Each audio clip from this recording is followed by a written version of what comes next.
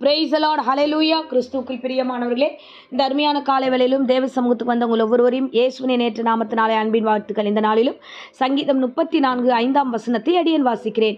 அவர்கள் அவரை நோக்கி பார்த்து பிரகாசம் அடைந்தார்கள், அவர்கள் முகங்கள் வெட்கப்படவில்லை. ஆமென், ஹல்லேலூயா. தேவனை நோக்கி பார்க்கிற முகங்கள் கர்த்தர் பிரகாசிக்க பண்ணுவார். அது மாத்திரமில்லை, முகங்கள் வெட்கப்பட்டு போகாதபடி கர்த்தர் காத்துக்கொள்வார். இன்னைக்கு நாம யாரை பார்க்குறோன்றது தான் கேள்வி. நமக்கு பிரச்சனை வரும்போதோ, நம்மளுடைய சூழ்நிலைகள் வேற மாதிரி மாறும்போதோ, நம்ம யாரை போய் பார்க்குறோம்? நம்மனா தேவனை பார்க்குறோமா இல்லை மற்றவர்களை பார்க்குறோமா? இன்னைக்கு உலக பிரகாரமான ஜனங்களை நோக்கி ஓடுறதுக்கு இன்னைக்கு ஜனங்க நிறைய பேர் ரெடியாக இருக்காங்க.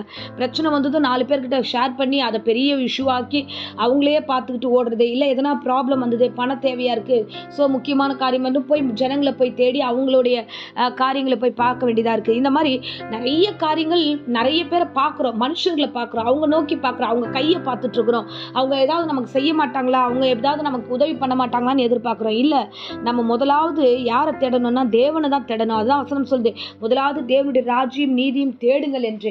அப்போ நம்ம தேவனை தேடும் பொழுது நம்ம பிரகாசம் அடைவோம், வெட்கப்பட்டு போக மாட்டோம். ஸோ மனுஷனை தேடும்போது ஒருவேளை அவங்க நம்மளை இக்னோர் பண்ணலாம். அவங்க வந்து நம்மக்கிட்ட ஒரு வார்த்தை சொல்லலாம், என்கிட்ட எந்த பண உதவியும் இல்லை என்னால் வந்து எதுவும் செய்ய முடியாது அப்படி நீங்கள் உதவின்னு போகிற இடத்துல அவங்க வந்து உங்களை வந்து அவாய்ட் பண்ணி உங்களை தள்ளி வச்சிடலாம். ஸோ சில விஷயங்கள் மனுஷனை பார்க்கும்போது நாம் வெட்கப்படுவதற்கு நிறைய சான்சஸ் இருக்குது.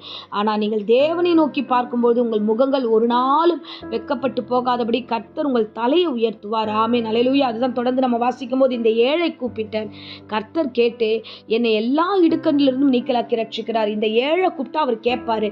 இந்த ஏழை கர்த்தரை தேடினா அவர் என்னை பார்ப்பாரு. ஏன்னா இன்னைக்கு நிறைய பேர் என்ன பண்ணுறோம் அப்படின்னா, தேவனை தேடுறது செகண்டரியாக வச்சுருக்கோம். முதல்ல மனுஷனை தேடுகிற பழக்கத்துக்கு வந்துட்டோம். காலையில் எழுந்ததும் டிவியை பார்க்குற பழக்கம் வந்துடுது, மொபைல் பார்க்குற பழக்கம் வருது. இல்லைனா மனுஷனை நோக்கி பார்க்குறோம், யாரையாவது நோக்கி பார்க்குறோமே தவிர தேவனை நோக்கி பார்க்கல. ஆனால் வசனம் சொல்கிறது, அதிகாலையில் என்னை தேடினால் என்னை கண்டடைவீர்கள். அப்போ கடவுளை தேடும்போது ஒரு பிரகாசம் நம்முடைய வாழ்க்கையில் நிச்சயமாய் உண்டாக்கும். ஆமென், ஹல்லேலூயா. நீங்கள் பாருங்களேன், யாத்திராகமத்தில் நம்ம மோசேயை குறித்து சில காரியங்கள் நம்ம பார்க்குறோம். மோசே வந்து தேவ சமூகத்துக்கு அந்த சீனாய் மலை மேலே ஏறி போகும்பொழுது அங்கே வசனம் சொல்லுது, யாத்திராகம் 34:28 நம்ம தொடர்ந்து வாசிச்சோம்னா, அவன் மலை மேலே ஏறும்போது இரவும் பகலும் தேவனோடு கூட இருந்தார். ஸோ தேவனோடு கூட இருந்ததுனால வசனம் தொடர்ந்து பார்க்குறோம், அவன் முகம் பிரகாசித்ததை கண்டு அநேகர் பயந்தார்கள். இந்த மோசே தேவ பிள்ளைகளை வழி நடத்தி கொண்டு வந்திருந்த மனுஷன் தேவனோடு பேசும்படியாக அவர் மலை மேலே ஏறி போறார். அவருடைய அழைப்பு வந்து ஜனங்களை நடத்தணும், அடிமைத்தனத்தில் இருக்கிறவங்களை கொண்டு வரணும். ஸோ அந்த அழைப்பை பெற்றுக்கொண்டு கொண்டு வருகிற வழியில் அவர் தேவனை நோக்கி பார்க்க போகிறார். தேவன் 10 கட்டளைகளை கொடுத்து அனுப்புகிறார். ஸோ அதுக்காக இவர் போய் 40 நாளும் இரவும் பகலும் புசியாமலும் குடியாமலும் அவர் தேவ பட்சத்திலேயே இருக்கும்போது அங்கே அவருடைய முகம் பிரகாசித்தது. கீழே இறங்கி வந்தால் யாருமே அவரால் பார்க்க முடியல. ஈவன் அவர் கூட பிறந்த அந்த சகோதரராகிய ஆரோனால கூட அவனால் பார்க்க முடியல. அப்போ அவன் முகம் வந்து அவ்வளோ பிரகாசமாக இருந்ததை கண்டு எல்லோரும் முக்காடிட்டு கொண்டார்கள் வசனம் சொல்கிறது. தேவனை நோக்கி காத்திருந்தீங்கன்னா, தேவனை நோக்கி அமர்ந்திருந்தீங்கன்னா, தேவனோடு கூட பேசிக்கிட்டு இருந்தீங்கன்னா உங்கள் முகங்களை கர்த்தர் பிரகாசிக்க பண்ணுவார். அந்த லீடர்ஷிப் குவாலிட்டி அவளுக்கு அந்த அளவுக்கு ஆசீர்வாதமாக அமைஞ்சதுக்கு காரணம் என்ன தெரியுமா? அவன் தேவனை நோக்கியே காத்திருந்தான். அதனால தான் இன்னைக்கு அவன் எல்லாரையும் பார்க்கும்போது யாருமே அவனை பார்க்க முடியல. எல்லாரும் பயந்தாங்க, தேவனுடைய பிரகாசம் இவன் முகத்தில் இருக்கு, இவன் முகத்தை எங்களால் பார்க்க முடியலன்னு சொல்லி அவர்கள் எல்லோரும் வந்து முகத்தை மூடிக்கொண்டார்கள். ஆமென், ஹல்லேலூயா. என் அன்பு பிள்ளையே, நீங்கள் தேவனை நோக்கி பாருங்க. பிரச்சனை வந்தால் தேவனை நோக்கி பாருங்க, பலவீனமா தேவனை நோக்கி பாருங்க. ஸோ எழுந்ததுமே நம்ம தவறுதலான காரியங்களை நோக்கி பார்க்குறோம், பழக்கமாயிடுச்சு. மொபைல் எடுத்துக்கிறோம், காலையிலேயே மொபைலை வந்து தேட ஆரம்பிக்கிறோம், கண்ணு திறக்கும் போதே மொபைலை தேடுறோம். அது ரொம்ப தப்பு. நம்முடைய முகங்கள் வெட்கப்பட்டு போகும். ஸோ நீங்கள் கர்த்தரை தேடுவீர்கள் என்றால் உங்கள் முகங்கள் வெட்கப்பட்டு போவதில்லை. அதுக்கு உதாரணம் மிகப்பெரிய லீடரான மோசேவை கர்த்தர் ஆசீர்வதித்து அவன் முகத்தை பிரகாசிக்க பண்ணி அவனை ஆசீர்வதித்தார். ஆமென், ஹல்லேலூயா. அவரை மாத்திரம் அல்ல, வசனம் சொல்லுகிறது, யோவான் 1:9 உலகத்தில் வந்த எந்த மனுஷனையும் பிரகாசிக்கிற ஒளியே அந்த மெய்யான ஒளி. நீங்கள் தேவனுடைய பிள்ளைகளாக இருந்தீங்கன்னா, நீங்கள் யாராக இருந்தாலும் சரி, தேவனை தேடும் பொழுதே உங்கள் முகங்களை அவர் பிரகாசிக்க பண்ணுவார். உங்கள் வாழ்க்கை பிரகாசமாய் மாறும். வாழ்க்கை பிரகாசமாய் மாறும்போது நீங்கள் எந்த புறஜாதி மக்களுக்கு முன்பதாக வெட்கப்பட்டு போக மாட்டீங்க.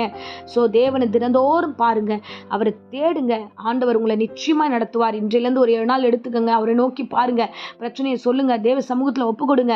உங்கள் முகங்கள் வெட்கப்பட்டு போகாதபடிக்கு வழிகளை புதுசாய் திறந்தருளுவார். சூழ்நிலைகளை சாதகமாய் மாற்றுவார். வெட்கப்பட்ட இடத்துல ஆண்டவர் தலைக்கல்லாய் உங்களை மாற்றுவார். கர்த்தர் உங்களை ஆசீர்வதித்து நடத்துவார். ஆமென். ஸோ ஆகையால் அவரை நோக்கி பார்த்து நம் பிரகாசம் அடைவோம். வெட்கப்பட்டு போகாதபடிக்கு அவர் உள்ளங்கையில் அடங்கியிருப்போம். ஆமென். இப்பொழுதும் அடியேன் உங்களுக்காக ஜெபிக்கிறேன். அன்பு ரட்சகா ஏசப்பா, உமக்கு ஸ்தோத்திரம். வருகிற காலங்களில் எந்த காரியமாக இருந்தாலும் உம்மை நோக்கி பார்க்க மட்டும் ஆண்டவரே ஒவ்வொருக்கும் கிருபை தருவீராக. மனுஷனை தேடாதபடிக்கு ஆண்டவரே அப்பா, தேவையற்ற மனிதர்களை தேடாதபடிக்கு ஆண்டவரே, உறவுகளை தேடாதபடிக்கு, மொபைலை தேடாதபடி, டிவியை தேடாதபடி கர்த்தாவே ஆண்டவரே உம்மை மாத்திரமே தேடுகிற உணர்வை நீர் கர்த்தரை ஏற்படுத்துவீராக. தேவையற்ற குழப்பங்களை கொடுக்கிற பிசாசை இயேசுவின் நாமத்தில் சபித்து பாதாளத்தில் கட்டுகிறேன். கர்த்தருடைய தெய்வீக கரமும் கிருபையும் கூடட்டும். உம்மை நோக்கி பார்த்து பிரகாசம் அடைந்து வெட்கப்பட்டு போகாதபடிக்கு சகல காரியத்திலும் சாட்சியா நிறுத்தும். இயேசுவின் நாமத்தில் ஆசீர்வதிக்கிறோம். இப்பொழுதும் வியாதியோடு பலவீனத்தோடு யாராகிலும் அந்த பிரசங்கத்தை கேட்டுக்கொண்டா வியாதி, பலவீனம், சோர்வு எல்லாவற்றையும் கர்த்தர் நீக்கி போடுவீராக.